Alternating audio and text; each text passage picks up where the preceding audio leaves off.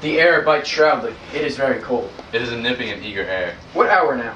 I think it lags at 12. No, it is struck. Indeed, I heard it not. It then draws near the season wherein the spirit held this woman to walk. What doth this mean, my lord? The king doth wake to-night, and takes his rouse, keeps wassail, and then the swaggering of upspring reels. And as he drains his draughts of rainish down, the kettle drum and trumpet thus bray out, the triumph of his pledge. Is it a custom? Aye, marry, is. But to my mind, though, I am native here, and to the manor born it is a custom, more honored in the breach than the observance. This heavy-headed revel east and west makes us trouched and taxed of other nations. They clip us drunkards, and with Swinish phrase, soil our addition, and indeed it takes. From our achievements, though performed at height, the pith and marrow of our attribute, so oft it chances in particular men. That for some vicious mole of nature in them, as in their birth, wherein they are not guilty, by their o'ergrowth of some complexion, oft breaking down the pales and forts of reason, or by some habit that too much o'erleavens the form of plausive manners, that these men carrying, I say, the stamp of one defect, being nature's livery or fortune's star, is virtues else, be they as pure as grace, as infinite as man may undergo, shall in the general censor take corruption, from that particular fault the dram of evil, doth all the noble substance of a doubt to his own scandal.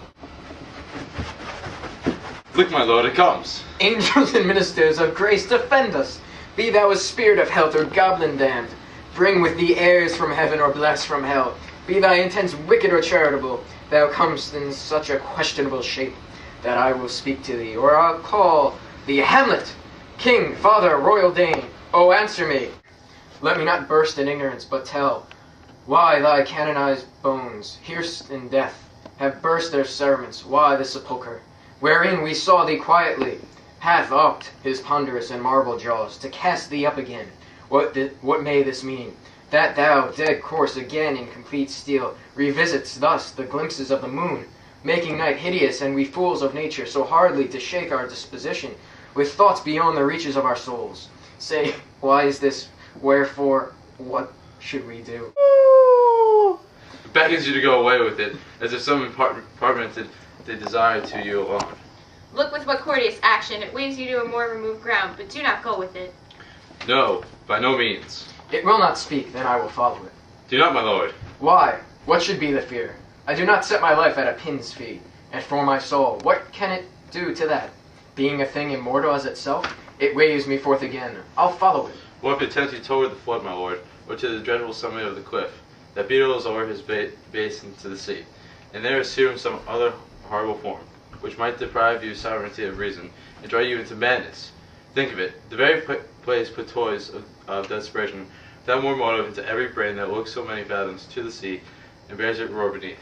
It waves me still. Go on, I'll follow thee. You shall not go, my lord. Hold off your hands. Be ruled, you shall not go. My fate cries out, and makes each pretty our terror in this body, as hardy as the Nemean lion's nerve. Still am I called? Unhand me, gentlemen. By heaven, I'll make a ghost of him that lets me. I say, go away. On, I'll follow thee. He waxes desperate with imagination. Let's follow. 'Tis not fit thus to obey him. I bet you to what issue will this come? Something is rotten in the state of Denmark. Heaven will direct it. Nay, let's follow him. They took you, nightman, and you don't belong to them. They left me in a world of darkness without your sexy hands, and I miss you, nightman. Whither wilt thou lead me? Speak, I'll go no further. Mark me. I will. My hour is almost come, when I to sulphurous and tormenting flames must render up myself. Alas, poor ghost. Pity me not, but lend thy serious hearing to what I shall unfold. Speak, I am bound to hear. So art thou to revenge, when thou shalt hear. What? I am thy father's spirit, doomed for a certain term to walk the night, and for the day confined to fast and fires, till the foul crimes done in my days of nature are burnt and purged away. But that I am forbid to tell the secrets of my prison house. I could a tale unfold whose lightest word would harrow up thy soul. Freeze thy young blood, make thy two eyes like stars, start from their spheres, thy knotted and combined locks to part, and each particular hair to stand on end, like quills upon the fretful porpentine. But this eternal blazon must not be. To ears of flesh and blood, list, list, oh list, if thou didst ever dear father love. Oh God. Revenge is foul and most unnatural murder. Murder! Murder most foul, as in the best it is, but this most foul, strange, and unnatural. Haste me to note that I, with wings as swift as meditation or the thoughts of love, may sweep to my revenge. I find thee apt, and duller shalt thou be than fat weed, that roots itself in ease on Lethe wharf. Wouldst thou not stir this? Now, Hamlet, here.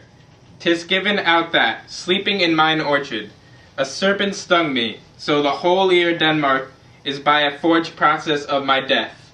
Rankly abused, but no, thou noble youth, the serpent did sting thy father's life, now wears his crown. Oh, my prophetic soul!